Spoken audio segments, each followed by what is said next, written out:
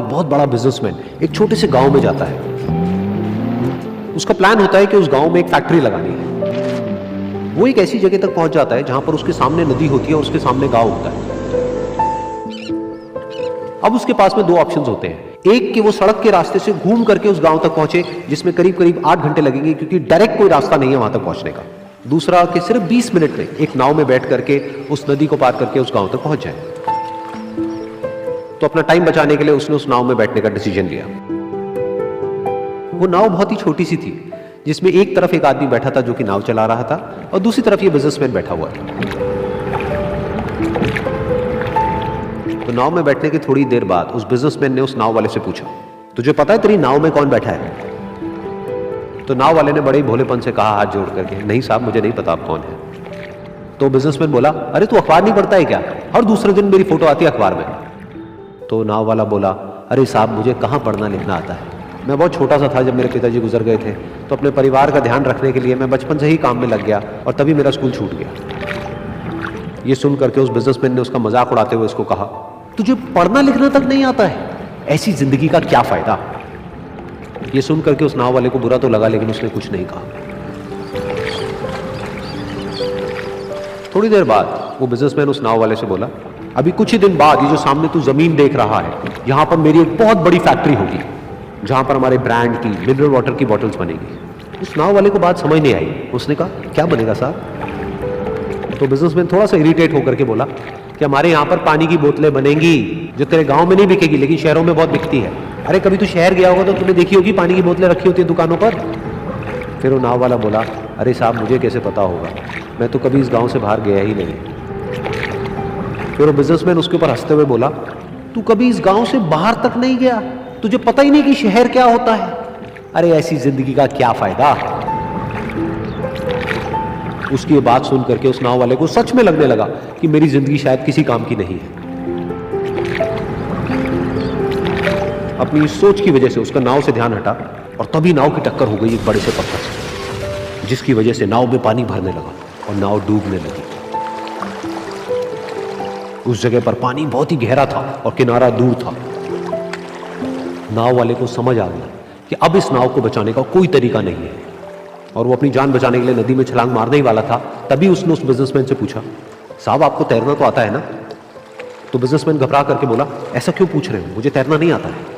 उसकी ये बात सुन करके नाव वाले को हंसी आ गई और वो बोला, अरे साहब आपको तैरना तक नहीं आता, ऐसी जिंदगी का क्या फायदा? ये सुन करके उस बिजनेसमैन को अपनी गलती का एहसास हुआ और वो हाथ जोड़ करके उस नाव वाले से बोला, तुम जो कहोगे मैं तुम्हें दूंगा, बस मेरी जान बचा लो। तो उस नाव वाले ने बोला, अरे साहब आप घबराओ नहीं, मुझे सिर्फ तैरना नहीं आता है, मुझे डूबते हुए लोगों को बचाना भी आता है। आप मुझे कस के पकड़ लो, मैं आपको कुछ नहीं होने दूंगा। और फिर उस नाव वाले ने ना सिर्फ अपनी बल्कि उस बिजनेसमैन की भी जान बचाई। तो इस कहानी से हम एक बहुत बड़ी सीख ले सकते हैं कि हमें जिंदगी में कभी भी किसी का भी मजाक नहीं उड़ाना चाहिए या उसको अपने से कम नहीं समझना चाहिए, क्योंकि हमें नहीं पता कि हमें कब कहां कैसे किसकी जरूरत पड़ जाए। मोटिवेशन की आवश्यकता है, पर मैं लोगों से प्रश्न पूछता हूं तो मोटिवेशन आएगा कहां से? मोटिवेशन के कई सोर्सेज हैं, जैसे कि पैसा, name, fame, recognition, wealth, success, promotion, car, house, mobile, jewellery, vacation, luxury, cruise. ये कई तरीके हैं जिनसे मोटिवेशन आता है। पर मेरे विचार में मैं इन सबको रिजेक्ट करना चाहता हूं, क्योंकि ये मोटिवेशन के लंबे सोर्स नहीं है, इन सब में कमी है। ये मोटिवेशन के बाहरी सोर्स हैं। एक्सटर्नल रीजन और एक्सटर्नल सीजन दोनों टेम्पररी होते हैं। ये सारे मोटिवेशन के टेम्पररी और एक्सटर्नल सोर्सेज हैं और इनमें से कोई भी लंबा नहीं चलता। जरा हाथ आगे लाइए, outside in, inside out. Motivation के दो सोर्सेज हैं, एक बाहर से एक अंदर से। कौन सा बढ़िया है? कम ऑन, बाहर वाला कि अंदर वाला? इसको बोलते हैं inside out. Inside out motivation लंबा चलता है। यह अंदर वाला मोटिवेशन होता है आपकी आइडेंटिटी। दोबारा सुनिए, आपकी आइडेंटिटी। अब है कौन? आप एक गरीब आदमी है, वो आइडेंटिटी है। आप एक बहुत बुद्धिमान आदमी है, आइडेंटिटी है। मैं इंग्लिश सीख नहीं पाऊंगा, ये आइडेंटिटी है। इंग्लिश तो मैं ही बोल के दिखाऊंगा, ये भी आइडेंटिटी है। कैसा आइडेंटिटी बिल्ड होता है, उसके बनता है आपका बिलीफ सिस्टम। ये बिलीफ क्या है? हाथ पे अगर आप टैटू कर लेते हैं ना, टैटू, ये पानी से मिट जाएगा, साबुन से मिट जाएगा। आपके शरीर का टैटू है ना, ये तो सर्जरी करने पे मिट सकता है, लेकिन आपके जो ब्रेन का टैटू है, इसको कोई सर्जन भी नहीं मिटा सकता। आपकी नजर का इलाज तो कर देगा डॉक्टर, नजरिया का नहीं कर पाएगा। इधर जा रहा था, जिधर जा रहा था हवा भी उधर की थी, तो बाल मुंह पे आ रहे थे। जा रहा था, बाल मुंह पे आ रहे, दिमाग खराब हो गया तो इधर मुड़ गया। क्या फर्क पड़ता है साला, इधर चल चले।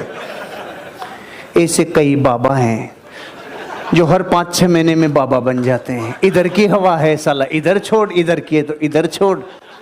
ये बकरियों का काम नहीं है, बकरियों का काम नहीं है, ये शेरों का काम है। और जितने लोगों को मार्केट से भटकाऊ मिलता है ना, वो बकरियों को ही मिलता है, शेरों को नहीं मिलता है। जब रोड को बकरियां क्रॉस करती है ना, तो साइकिल वाला भी घंटी बजाता है, हट जा हट जा। कारों वाले, ट्रक वाले सब घंटियां बजाते हैं और बकरियां बाहर है भागती है। और जब शेर रोड क्रॉस करे, बजा हॉर्न, साइड में ले ले, बापू जा रहा है। बापू बनो जो हॉर्न नहीं बजाए कोई, नहीं कोई आके हॉर्न बजाएगा, कोई भी आके हॉर्न बजा देगा। जिंदगी को उसूलों के साथ, सिद्धांतों के साथ जियो और 5000 वर्ष का इतिहास पढ़ लो। जिसने अपनी लाइफ को प्रिंसिपल्स पे रन किया है ना, अधूरा नहीं रहा।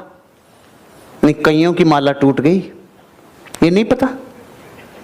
सुनाता हूं, एक मारवाड़ी था, वो बकरी को लेके जा रहा था, तो बस कंडक्टर ने कहा बकरी नहीं लेके जाऊंगा।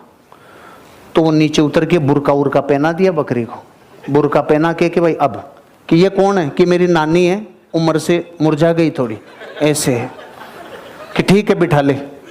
थोड़ी देर में बकरी ने पोटी कर दी। तो बच्चे ने बोला, अलो आपकी नानी की रुद्राक्ष की माला टूट गई।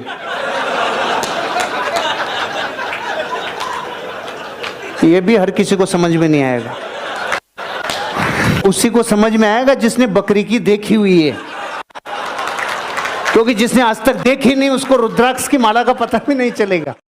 जिंदगी में हमने भी बहुत कुछ सीखा है। लोग कहते हैं कि दुनिया गोल है, भाई दुनिया गोल नहीं है, दुनिया मतलबी है। ये प्यार से नहीं चलती है, मतलब से चलती है। दुनिया में कोई भी रिलेशन बनाने के लिए, कोई रिश्ता जो है ना, उसके लिए 3 चीज का होना जरूरी है। एक डर, जरूरत और इंसानियत। ये 3 चीज ही किसी न किसी रिश्ते को रोक के रखता है।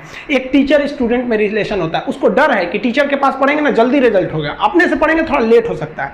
जरूरत भी है उसे कामयाब होने के लिए, और इंसानियत तो बहुत है भाई। टीचर और स्टूडेंट का रिश्ता जो हमेशा जो बना रहता है वो तो इंसानियत के लिए बना रहता है। वरना अगर आपकी नौकरी हो गई तो आपका डर खत्म, जरूरत खत्म, तो आगे रिश्ता कौन रोक के रखता है? इंसानियत। तो दुनिया में किसी रिलेशन को बनाने के लिए 3 चीज का होना जरूरी है। इंसानियत जिसमें सबसे बड़ी चीज होती है। और इस दुनिया में ना, इस दुनिया में बहुत सी भाषाएं बोली जाती है। इन सारी भाषाओं में सबसे मीठी भाषा होती है मतलब की भाषा। अगर आपसे कोई बहुत मीठा बोलने लगा ना, समझिए कि कहीं ना कहीं मतलब छुपा है। मतलब की भाषा बहुत होगी यहाँ पे, लेकिन ये जुबान जो है ना आजकल बहुत खतरनाक हो गया। कभी कभी देखते होंगे कुछ लोग आपके गलत बात का भी जवाब नहीं दे पाते हैं। तो जवाब देने भाई साहब सबको आता है। बीच में माँ बाप का संस्कार चला आता है, और संस्कार बहुत चीज़ होती है। संस्कार यदि आपके अंदर है तो सब कुछ हारने के बाद भी आप जीत सकते हैं, और अगर संस्कार की जगह अहंकार आ गया ना, तो जीता हुआ भी चीज़ों को हार सकते हैं।